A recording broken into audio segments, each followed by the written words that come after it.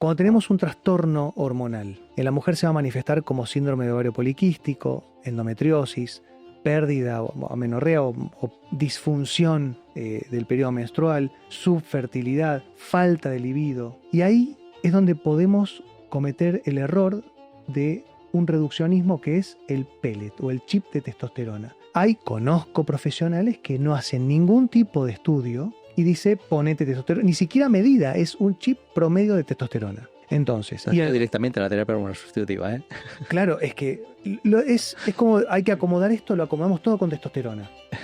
Imagínate, esta mujer me decía, o sea, te agradezco por decírmelo porque, ¿sabéis lo que más le molestaba a esta mujer? Que llevaba 30, o sea, que tiene gente a su cargo, la mayoría además hombres, y ella es la líder de este proyecto.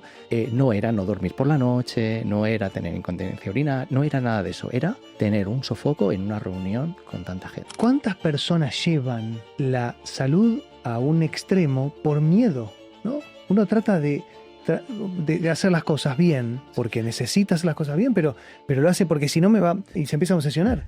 ¿Y necesita una persona siempre sí o sí tener un quiebre para poder hacer el cambio? Yo creo que... Te lo digo a vos, pero sí. Hablamos. Sí, yo, en colación con lo anterior, suelo decir que si una persona está a un croissant de enfermar, no está sana, ¿no? Es decir, es la típica persona que está perfecta, pero si hoy se ha comido, a no ser que sea celíaco, ¿no? Obviamente, pero se ha comido un trozo de pan y descubre que tiene trazas de gluten, ya está con sintomatología 3 semanas, ¿no? Entonces, creo que ese exceso de rigidez al final termina por romper a muchas personas. Y quizás yo creo que sí, que tiene que haber, que es muy difícil que una persona no tenga ese momento ajá o ese momento eureka, que a veces lo encuentra en la consulta, ¿no? Pero creo, por mi experiencia siempre, yo se lo he dicho ya desde hace muchos años, ¿no? Cuando me dicen, tengo que traer a mi padre a la consulta, pero es que no quiere venir. Como lo tengas que traer. Efectivamente. Dice, ¿lo tienes que traer? Sí. Entonces, a menos de que lo tengas que traer en coche, porque no puede desplazarse.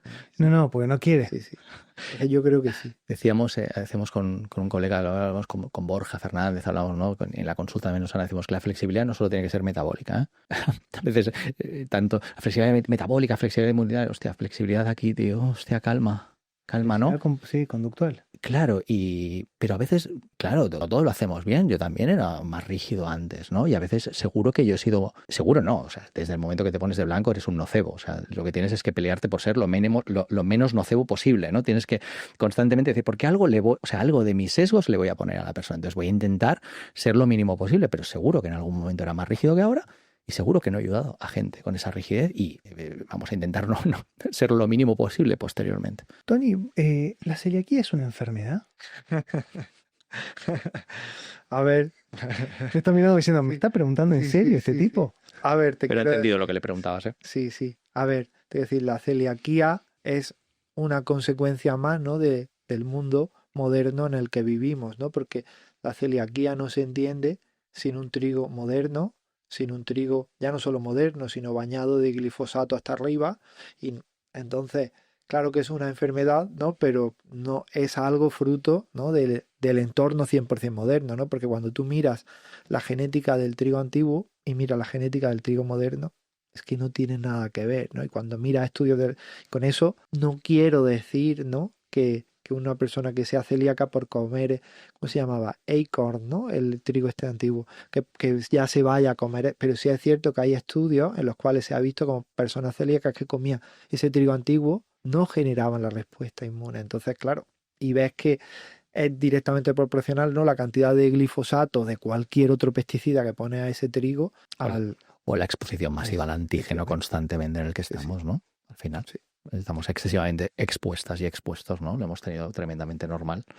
Es eso, es pesticida, fertilizantes, que son dos cosas diferentes. El suelo ya no tiene nutrientes porque ya vas por lo que sería la agricultura y la ganadería intensiva y extensiva, ya los suelos están desprovistos de nutrientes, y la exposición constante a ese trigo hiperprocesado, trigo o todo, ¿no? Gluten en general. Entonces una persona con celiaquía tiene la predisposición genética, es una condición genética hacia una hipersensibilidad al gluten o al trigo. ¿Qué trigo es el que podemos utilizar? No sé si a lo mejor lo saben. Estoy haciendo, no lo tengo acá, lo saqué ahora el tema porque me parece interesante. ¿Qué trigo, qué harina se puede comer siendo una persona sensible al gluten o directamente celíaco? ¿Saben ustedes? A ver, si es directamente celíaco, ya efectivamente, Carlos acaba de hacer, para el que nos escuche y no nos vea, ha hecho un gesto de no y efectivamente yo no me atrevería, hombre, obviamente el único trigo que puede comer es el que no es trigo, salvo en el nombre, ¿no? Que es el sarraceno, ¿no? Pero claro, no es trigo, de hecho no es ni una legumbre, no es ni un cereal. No. Pero yo no me atrevería en absoluto a decirle, oye, come este trigo que es súper primitivo, ¿no? Porque con este no vas a generar respuesta autoinmune, porque no me lo jugaría, te quiero decir, porque al final el costo-beneficio de la intervención no va a ser muy grande. No. ¿Tú qué dices? No. Trigo sarraceno, poder comer algún tipo, ¿no? de manufacturado que se pueda parecer al pan, pues que lleve harina de quinoa o que nos pueda llevar arroz.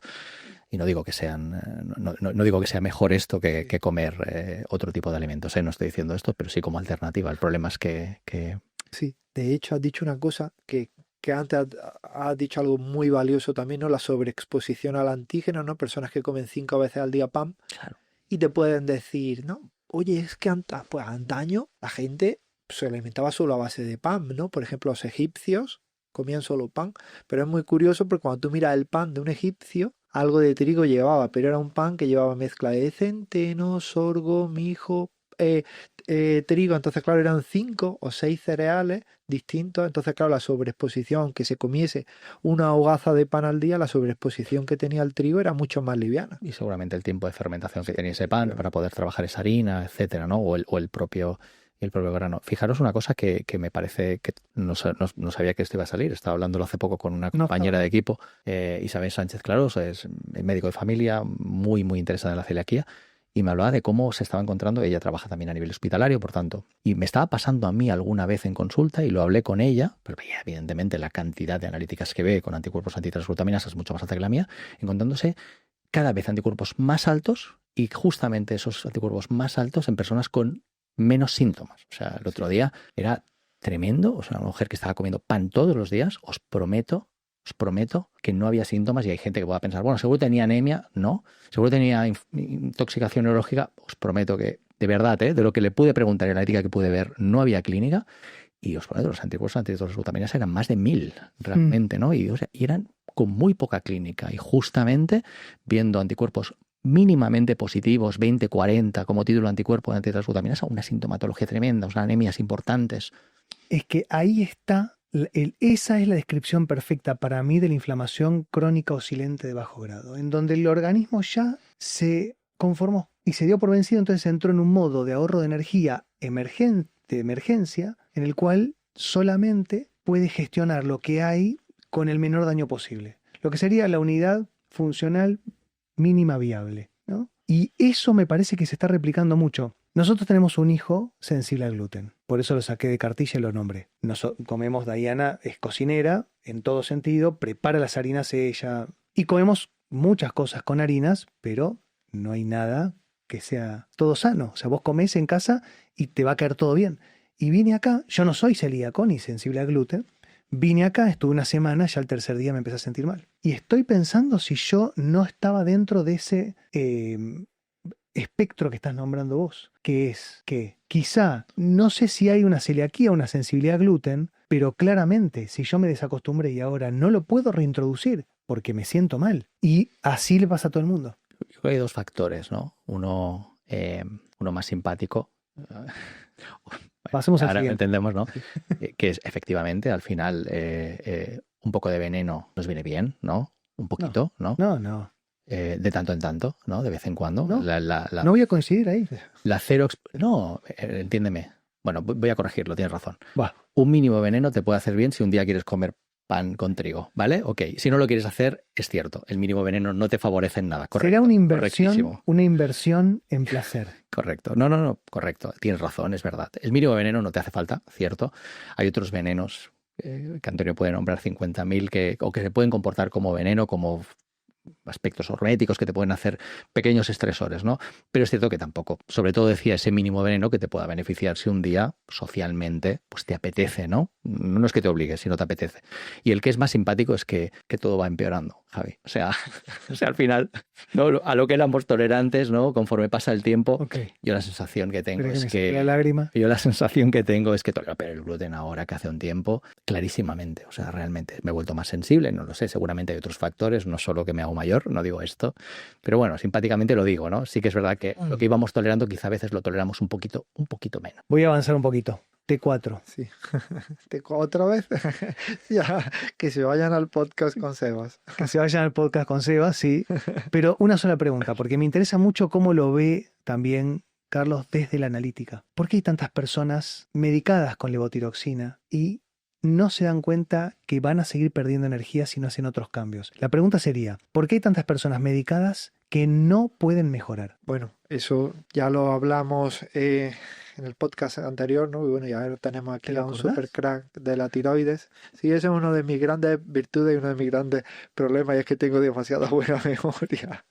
Y claro, y al final el kit de la cuestión es que no se medica porque no hay posibilidad ni sería funcional con una hormona activa. Es decir, al final la T4, su capacidad que tiene de activar, ¿no? Para que las personas que nos están escuchando lo entiendan, el metabolismo es muy liviana y depende de su conversión hacia una hormona que es la T3, con una conversión muy sencilla, que es solo quitarle un yodo, pero es algo muy complejo, ¿no? Entonces, ¿qué ocurre? Que esas personas pueden tener niveles que se les salen por las orejas de T4, pero si no la convierten en T3, pues vamos a tener un problemita, y es que no va, su sintomatología va a ser la misma porque esa persona va a seguir teniendo hipotiroidismo, ¿no? Entonces, ¿qué ocurre? Que la mayor parte de esa conversión, por no decir toda, no se genera en la glándula tiroides, se generan tejidos anexos, ¿no? Se genera en el intestino, en el hígado, algo en el riñón, en el músculo, y claro, son tejidos que esa persona que ya tenía ese hipotiroidismo lo suele tener complicados, ¿no? Y si no hay, Carlos, a nivel de hígado, de toxificación, podría daros un máster, ¿no? Entonces, claro, es lo lógico. Lo raro sería, ¿no?, que alguien con hipotiroidismo dándole solo levotiroxina, levotroid, lo que sea, T4, mejorara, ¿no? ¿Cómo lo ves tú, amigo? No puedo añadir nada, o sea, podemos hablar de... ¿Qué medís? ¿Qué medís? ¿Medís T3 sí. reversa, por ejemplo? ¿Qué es la vamos por parte. ¿Qué es la T3 reversa? Una cosa importante que lo ha dicho Antonio, que también a veces la gente está muy enfadada con la levotiroxina, igual que se enfadan con el hidroferol o con la vitamina D sintética, y también hay que entender que una manera barata de darle medicación a mucha gente. Esto puede parecer conformista, hablábamos antes, pero tenemos la realidad que tenemos a nivel económico y nos tendríamos que ir esferas mucho más arriba para poder hacer cosas mejores. Y no quiero parecer derrotista de nuevo, ¿no? Pero es normal que se dé levotiroxina porque evidentemente pues dar T3 activa es costoso, hay que controlar mucho más las analíticas y demás. Respondiendo a tu pregunta, Javi. Al final tenemos que medir la T4 total y la libre, que como bien decía Antonio, la actividad de la T4, pues si no le quitamos ese yodo, ¿no? Esa T4, no la pasamos por unas deyodinasas, ¿no? Esas enzimas que nos van a quitar el yodo no se va a transformar en T3, que es la que tiene capacidad de ligarse a los receptores del 99,99% de células de nuestro cuerpo, o sea que todo depende de la función de nuestra glándula tiroidea y de la presencia de hormonas tiroideas. Si no hay ese paso correcto, efectivamente vamos a adolecer de lo mismo, tomemos levotiroxina o no tomemos levotiroxina. ¿Qué tenemos que medir? Pues no solo la T4 y la T4 libre y la TSH, que es lo que normalmente le van a medir a cualquier persona que nos esté escuchando que esté en tratamiento con levotiroxina, sino que tenemos que medir la T3 total y libre. La libre es la que se ha quitado la gabardina, ¿no? La que se ha quitado la protección, por decirlo así, o ya no va ligada a una proteína de transporte, vamos a decirlo así. Tiene esa capacidad de ir al núcleo de la célula y ligarse a su receptor y hacer lo que tiene que hacer, ¿no? Dar el mensaje que tiene que hacer, que será diferente en el folículo piloso, en el tejido adiposo o en el músculo. Serán mensajes diferentes, obviamente. Por eso es tan poliédrica la sintomatología, ¿no? del hipotiroidismo. Y como bien decías, ese paso de T4 a T3 también se puede hacer una T3 que no es activa, que se llama T3 reversa, que tú la conoces bien también, y no es la mala de la película, realmente, ¿no? Siempre pensamos, no, la T3 reversa es mala, ¿no? Porque como es inactiva, tiene capacidad de ligarse al receptor, pero no le dice nada, no le dice, tiene usted que hacer algo. Pero también es una manera de compensar el metabolismo, realmente. Es una manera también de ahorrar energía, pero, como dicen los americanos, aguas abajo, ¿no? En lugar de aguas arriba, a nivel tiroideo, aguas abajo en un momento determinado, por un contexto inflamatorio, por falta de hierro, por falta de B12, por un montón de contextos que deberían ser pasajeros, pero no lo son tanto, el eje tiroideo decide, vamos a guardar un poco de energía, a ver si por aquí esa persona le va a poder poner remedio, aunque a veces no se pone. Quiero hacer clic ahí. La vez pasada, en el podcast con Tony y Sebastián, yo dije... A ver por dónde va a ir. Yo no estaba en el podcast, así que no sé lo que él ya sabe por dónde voy a ir. Es una teoría mía, que está en todos los libros que leí, en todos los libros, en ninguno está. En todos los máster que hice, en ninguno está. Está solamente en mi imaginación. Pero, ¿qué pasaría si dijéramos... Has conseguido que me interese solo con esto. Sí, ya, por eso. Y mucho. Estoy enganchando. Hacemos un perfil tiroideo completo, algo prácticamente imposible para todos los seres humanos que nos están mirando. No importa. Lo conseguimos o lo pagamos. Hicimos anticuerpos. Anticuerpo, antitiroid, o sea, antitiroxina, antitiroperoxidasa, todos los anticuerpos, anti la hormona tiroidea, anti la membrana, anti el receptor, anti la glándula, todo. Y notamos que, por ejemplo, los anticuerpos nos están marcando autoinmunidad, están elevados. ¿Qué pasaría en la teoría de un gran científico argentino, Javier Furman, dijéramos que quizá los anticuerpos, autoinmunidad, es un mecanismo más para poder controlar la energía, como si fuese un botón rojo del cual uno puede apretar en el momento en que no puede controlar bien la energía? ¿Qué pensás? No digas es una boludez, decir algo... Obviamente no tengo respuesta. Lo que me sugiere es, obviamente lo que me sugiere es algo interesante porque lo hablamos antes, ¿no? ¿Cómo puede ser que haya tanta gente con anticuerpos tan elevados a nivel tiroideo o a nivel celiaquía y no presenten sintomatología? Yo no sé si es un beneficio, no lo tengo claro, ojalá lo fuera y tiene sentido. Y ahí antes he dicho, antes del podcast, fuera de grabación, que pensaba que Antonio tiene esa capacidad de hacer filosofía de la fisiología y de la bioquímica que yo no tengo, entonces seguro que va a decir algo más interesante que yo en un minuto. Ya conozco la opinión de él, por eso te lo pregunto a vos y ni lo miro a él. Lo que sí creo, pero es más de terreno, esto es muy poco atractivo lo que voy a decir, ¿no? Igual que tenemos anticuerpos contra el Epstein-Barr, contra el citomegalovirus, que no son capaces de generar su función inmunitaria, seguramente habrá autoanticuerpos que tampoco generan daño en la glándula, pero no sé qué función tienen, no lo sé. ¿Por qué decís eso de que los anticuerpos, por ejemplo, anti-Epstein-Barr? Sí, está bastante definido en la literatura a nivel de inmunología, ¿no?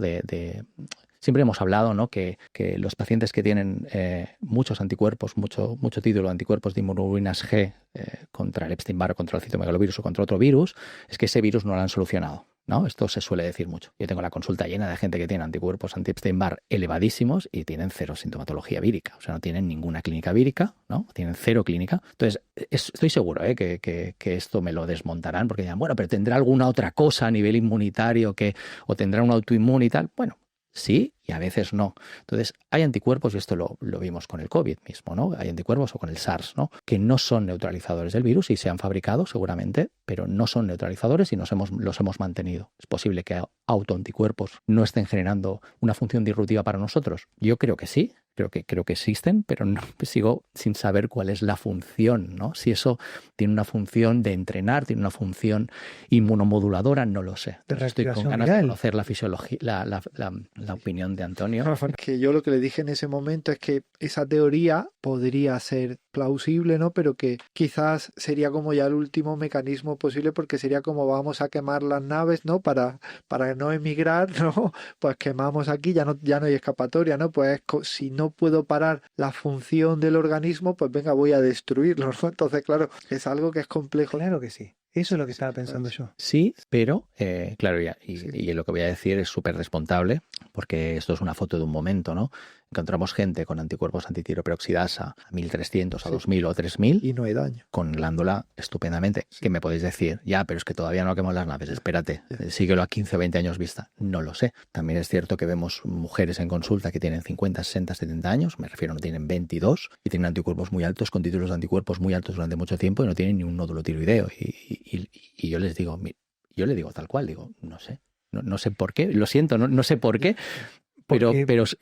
Y acabo, perdón. Sí. Y incluso en algunas de ellas, con la T4, la T3, estupendas, ¿eh? O sea, y sin síntomas, y le digo, mire, a mí a veces le echo broma, digo, ya me gustaría encontrarle algo, así le trato, sí. pero mire, que no, que tranquila, ¿no? Yo creo que cuando uno le da energía a una persona, la gente viene con Parkinson, por ejemplo. Lo que hablamos la vez pasada en otro podcast que hicimos con Antonio. Parkinson, fibromialgia, neuroinflamación. Y dice, quiero que me des energía. Si yo te doy energía, quizá lo usás para destruir tu tiroides. Es decir, quizá, o para reactivar citomegalovirus, o para reactivar Epstein-Barr. Puedo ser un poco cabrón. La inmunoregulación necesita de energía, ¿eh? Eso siempre te entiendo, pero ahí decíamos, veníamos a pelear, ¿no? Sí, me encanta. Yo prefiero operar desde el tener energía. Prefiero operar con el paciente desde tener energía, porque al final seguir una ruta o no, esto es como, ¿por qué tengo leucopenia? ¿Por qué tengo los glóbulos rojos fundidos y tengo autoinmunidad? Digo, porque la poca policía que tienes la tienen mal alimentada y la tienen mal pagada, ¿no? Yo quiero que puedas decidir desde tener energía. Y te entiendo perfectamente, ¿eh?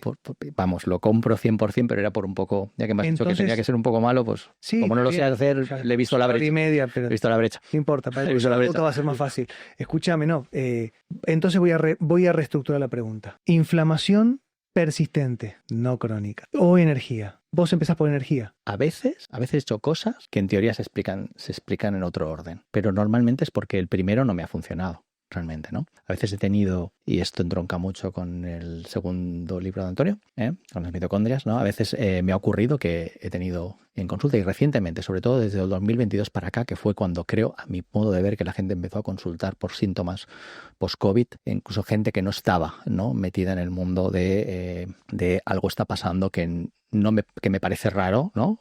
Digamos, empezaban a ver y decir, oye, yo estoy teniendo una sintomatología extraña, estoy teniendo mucha sintomatología, ya sabemos que todos los patógenos modifican la estructura mitocondrial, si digo alguna tontería, Antonio, me dices, modifican estructuras mitocondriales a nivel inmunitario, porque al final no son tontas, o sea, al final lo que quieren es que esas especies reactivas de oxígeno de la cadena respiratoria no les dañen, ¿no? No son tontas, pero están confundidas. No, lo que me refiero es, a veces me he encontrado personas con una sintomatología de falta de energía, además de características que percibes que es de afección mitocondrial, y me he encontrado, porque son personas que a veces no pueden hacer esos estímulos horméticos, y me he tenido que encontrar, decir, oye, es que yo ya vengo haciendo una propuesta antiinflamatoria, es que yo ya vengo con dosis altas de vitamina D, incluso con protocolos Coimbra, yo ya vengo con omega 3 a dosis altas, yo ya vengo, y hostia, yo sigo encontrándome cansada, sigo teniendo mialgia, sigo teniendo esta sintomatología, inmunorregulo fatal, ¿no? Porque los anticuerpos van al alza, y a veces me he encontrado con propuestas antioxidantes y propuestas de energía mitocondrial, darle, ¿no? Y son palancas en suplemento casi a dosis farmacológica que pueden ser muy discutibles, no digo que no, igual no es para hoy, pero me he encontrado que han mejorado a nivel de inmunorregulación desde el poder tener más energía. Y aquí Antonio nos aclarará muchas más cosas, o sea, pues porque lo digo por esta idea de la energía y la inmunorregulación, Antonio, sí. No es por interpelarte porque sabes más de mitocondrias que yo, coño. No, te quiero decir, estoy totalmente de acuerdo. No, lo más posible es que no, que él sepa más que yo. Parece que cuando escribes un libro de algo eres el pope de eso y no es cierto. Pero lo que quería decir es que creo que, bueno, sí, dos cosas, pero vamos a empezar por la primera, ¿no? Que también depende de hacia dónde o cuál sea la visión del terapeuta de cómo elevar la energía de una persona, ¿no? Entonces, porque yo estoy seguro que Carlos dio dosis farmacológicas de NMN, ¿no? Por decir algo, te quiero decir, para elevar el NAT, perfecto, ¿no? Pero yo estoy seguro, porque lo conozco, que no le dijo al paciente... Fue una palanca. Ahí está. Y no fue solo eso, es decir, no fue toma NAT y toma resveratrol y a dosis tal y ya está, no. Te quiero decir, él le diría, haz esto, exponte al sol, empieza... Me ha encantado porque gracias por decírmelo, porque era una palanca para conseguir algo. Quiero que podamos, desde otro lugar más energético, ver no solo cómo te encuentras a nivel físico, sino también a nivel mental y qué decisiones podemos tomar. Pero claramente eso es un palancazo que además tiene una vida corta. Realmente, si quieres ser prudente en consulta. Justo, no. Porque estoy totalmente de acuerdo. Mirá que la tenía acá, no toqué nada. Sí. Porque iba a preguntar justamente eso. ¿Qué debería ver un profesional funcional antes de suplementar? O sea, tenemos que dejar de suplementar.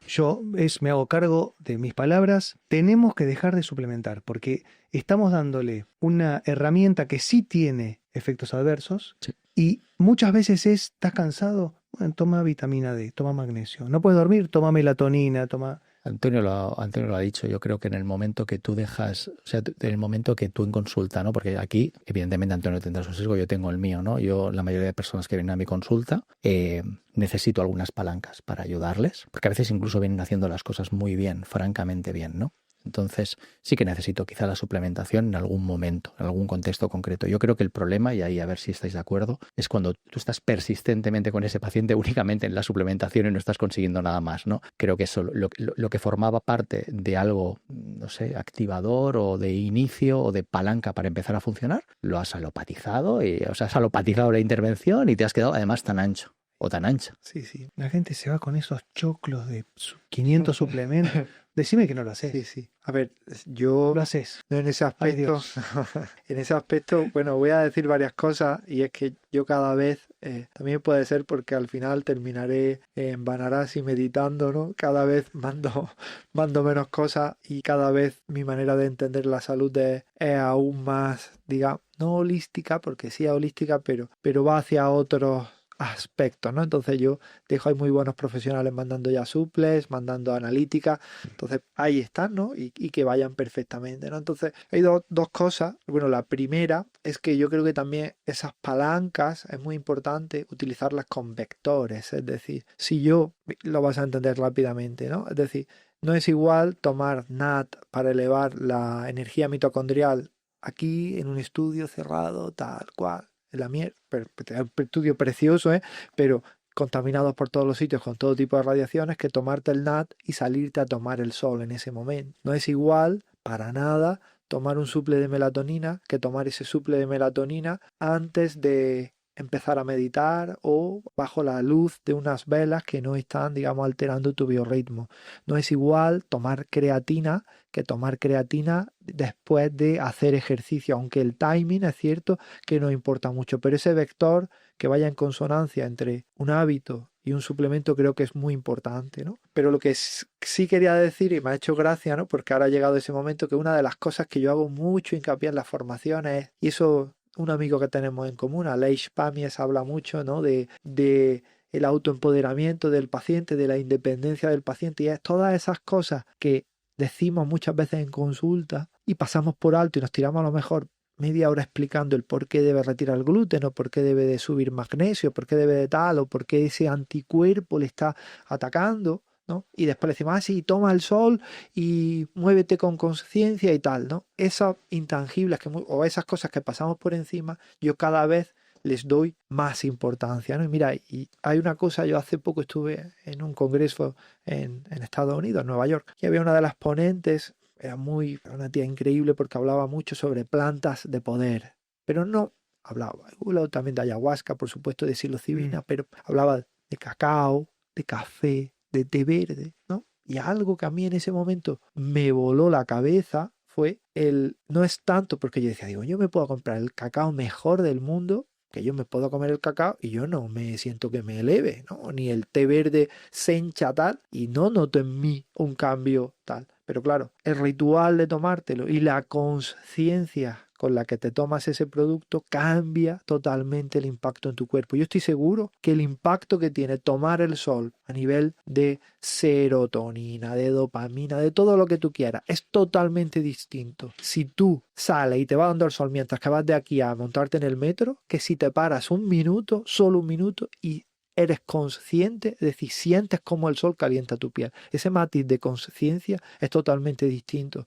Y es algo en lo que yo, también puede ser fruto de mí porque he vivido en piloto, y sigo viviendo en piloto automático mucho tiempo, es algo a lo que yo cada vez le doy más importancia, ¿no? Y se habla, de eso hay estudios, hay algunos raros, pero los hay, ¿no? De cómo cuando una persona recibe la quimioterapia, de percibir la quimioterapia desde el miedo, desde el tal, a percibir la quimioterapia como esos soldaditos, esos tal que van a entrar en tu cuerpo, te van a proteger, van a luchar contra el tumor. La diferencia entre los dos aspectos es muy interesante. Y ya no sé ni para qué estoy soltando No, es que está speech. muy, muy interesante, y yo quería mostrarles algo.